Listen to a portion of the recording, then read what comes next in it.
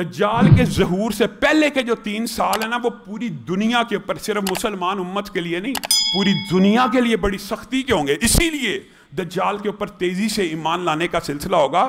وجہ سن لیجئے، حدیث کے الفاظ یہ ہیں 3 سال اتنی شدت کے ہوں گے۔ پہلے سال اللہ تعالیٰ آسمان کو حکم دے گا 1/3 بارش بند، بارش بند۔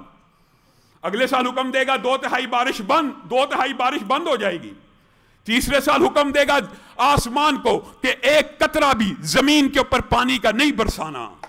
یہ 3 سال شدت کے جب پوری دنیا دیکھ لے گی، پوری دنیا شدت کے ایسے 3 سال دیکھے گی، غلہ کہاں ہوگا، اناج کہاں ہوگا؟ جب آسمان سے 1/3 پہلے سال، 2/3 دوسرے سال، تیسرے سال 1 قطرہ نازل نہیں ہونا، تو بتائیے حالات، واقعات تو فتنے کی طرف آٹومیٹک بڑھتے چلے گئے۔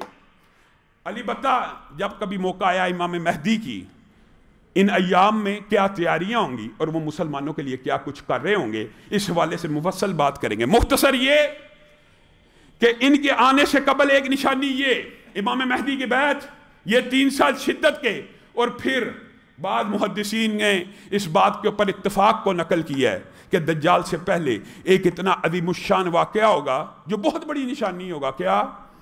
دریائے فرات کے اندر سونے کا ایک پہاڑ نمودار ہو جائے گا۔ میرے بھائیو، یہاں بھی منکرین حدیث نے کمال ہی کر دی ہے۔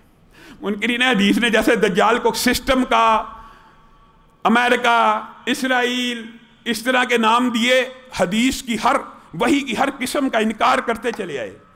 جب یہ حدیث پڑھی کہ فرات میں اس سے سونے کا پہاڑ نکل آئے گا، کہا یہ جو ہے نا تیل، پٹرول، یہ بھی گولڈ ہے، اس کے اوپر جنگیں ہوں گی۔ حدیث کے الفاظ یہ ہیں کہ فرات کے اندر سے سونے کا اتنا عظیم الشان پہاڑ نمودار ہوگا کہ پوری دنیا کی اقوام چاہیے تو یہ تھا کہ فرات جہاں سے ظاہر ہوا، جو اس وقت اس ملک کے اندر آتا ہے اس کو دے دیا جائے۔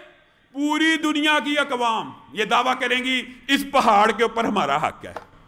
لالچ، کیسی لالچ ہوگی؟ اقتصادیات کی لالچ نے ایمان کی، اسلام کی روح نکال کے رکھ دی ہے۔ کیا ہے یہ اقتصادیات؟ کیا ہے یہ معاشیات؟ اللہ کی قسم، آپ صحیح مسلم کے اندر، بخاری شریف کے اندر صرف فتنہ دجال کا ابواب پڑھ لیں، آپ حیران و ششدر رہ جائیں گے۔ آپ کہیں گے ہم کس معیشت کے پیچھے بھاگ رہے ہیں؟ یہ کون سی معیشت ہے؟ حدیث کے الفاظ ہیں سونے کا وہ پہاڑ جب نمودار ہوگا، ہر قوم کہے گی یہ میرا حق ہے، اور ہر قوم صرف کلیم نہیں کرے گی بلکہ اس کو حاصل کرنے کے لیے ٹوٹ پڑے گی، جنگیں ہوں گی، لڑائیاں ہوں گی۔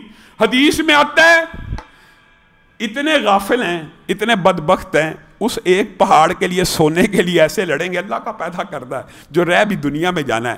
آج بھی جتنے خزانے ہیں، چاہے آپ کے گھر میں سونے کی چوڑی ہیں، ایک وقت آنے والا ہے یہ سارے کے سارے خزانے اسی زمین میں رہ جانے والے ہیں۔ وَلِلَّهِ مِيرَاثُ السَّمَاوَاتِ، اللہ ہر خزانے کا وارث رہ جائے گا۔ ہم یہ سمجھتے ہیں ہمارے بچے ہماری دولت کے وارث ہیں، نہیں، عارضی طور پہ تو ہیں، لیکن حقیقی وراثت اگر انسان کو یہ فلسفہ سمجھ آ جائے نا، بعض اوقات ہم ایسی بات کرتے ہیں، کہتے ہیں یہ تو تصوف کی طرف بات جا رہی ہے۔ بات تصوف کی نہیں ہے میرے بھائیوں۔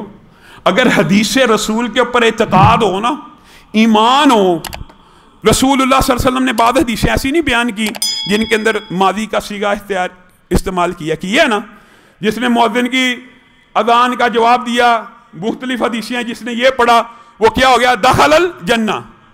یہاں پہ جو صیغہ ہے وہ ماضی کا ہے۔ ماضی کا صیغہ مستقبل کے لیے جب استعمال کیا جاتا ہے تو مراد کیا ہوتی ہے؟ مراد یہ ہوتی ہے کہ وہ جنت میں داخل ہو گیا، ہو چکا ہے، ہو جائے گا نہیں، وہ ہو چکا ہے، کیونکہ اللہ کے رسول نے کہہ دیا جو یہ عمل کرے گا وہ داخل ہو گیا، وہ سمجھے میں داخل ہو چکا ہوں۔ فعل ماضی کا صیغہ مستقبل میں تیقن، یقین پیدا کرنے کے لیے ہوتا ہے۔ تو میرے بھائیوں، حقیقت یہی ہے، اسلام کا بھی یہی فلسفہ، یہ تصوف کی بات نہیں ہے، بلکہ تصوف تو ایک بگڑی ہوئی شکل ہے۔ یہ تصوف نہیں ہے کہ انسان ہر وقت، ہر دور میں اس حالت میں جینا چاہیے کہ مستقبل کی آپ کو یہ باتیں جو میں بیان کر رہا ہوں یا علماء بیان کریں گے یا آپ حدیث سے پڑھیں گے نا، مستقبل میں ایسا ہوگا۔ اگر وہی پہ یقین ہو نا تو اللہ کی قسم آپ کی کیفیت یہ ہو کہ ہو چکا ہے۔ یہ ہونا ہے، یہ یقینی ہے۔ جنت اور جہنم کے واقعات آپ سنتے ہیں، آپ کو لگتا ہے مستقبل کی بات ہے، نہیں میرے بھائیو، اسلام کے اندر بھی مسلمان امت کو حال میں جینے کا درس دیا گیا، اور حال یہ ہے، مستقبل بھی ایک وقت میں حال ہو جاتا ہے، کل کبھی دور نہیں ہوتا، اور کل بھی آپ کے اور میرے لیے ایک وقت ایسا آنا حال ہو جانا ہے۔ اور جب حال ہو جانا ہے تو کس چیز کی بغاوت ہے؟ اللہ کے سامنے کھڑا، انہم یرونہ بعیدا ونراہ قریبا، تم اسے دور سمجھتے ہو، اللہ کے نزدیک تو وہ بہت قریب ہے۔ میرے بھائیو، یہ جو وقت ہے، یہ جو گردش ایام ہے، یہ روز و شب جو ہیں، یہ میرے اور آپ کے لیے، مخلوقات کے لیے ہمیں ٹائم لگتا ہے، اللہ کے لیے اللہ وقت سے ماورا ہے، اللہ کی مخلوق ہے وقت، اللہ کے لیے ہر چیز حال ہی ہے۔ اسی طرح میرے اور آپ کے لیے بھی ہمارا یہ عقیدہ ہونا چاہیے، جو سن رہے ہیں یہ حال ہے، یہ ہو جانا ہے، یہ یقینی ہے، یہ بدیہی ہے۔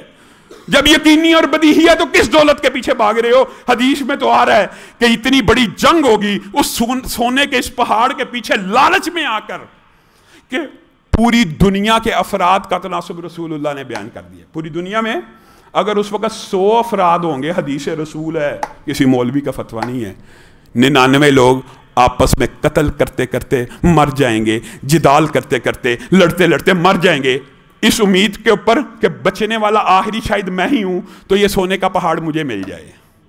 اور حدیث کے جو، اگر آپ فتنے کی یہ حدیثیں پڑھیں نا، تو اللہ کی قسم انسان حیرت زدہ رہ جاتا ہے۔ رسول اللہ صلی اللہ علیہ وسلم نے فرمایا، یہ تو بعد کے ایام کی باتیں ہیں، لیکن میں آپ کو صرف موضوع کی مطابقت سے یہاں بیان کر رہا ہوں، ایک وقت ایسا آنے والا ہے، یہ جو گھوڑے ہیں نا، یہ جو بھینسیں ہیں، یہ جو ہیرے جواہرات ہیں، ایک وقت امت کے اوپر ایسا بھی آنے والا ہے، ان کی قدر و قیمت مسلمان امت کی نظر میں حضرت امام مہدی کے بعد، حضرت عیسیٰ کے آ جانے کے بعد، دنیا کو امن سے بھر دینے کے بعد اتنی حقیر رہ جائے گی، اتنی حقیر رہ جائے گی کہ چند دینار کا بھی لوگ گھوڑا نہیں خریدیں گے، کیونکہ آخرت کی فکر لاحق ہو جائے گی۔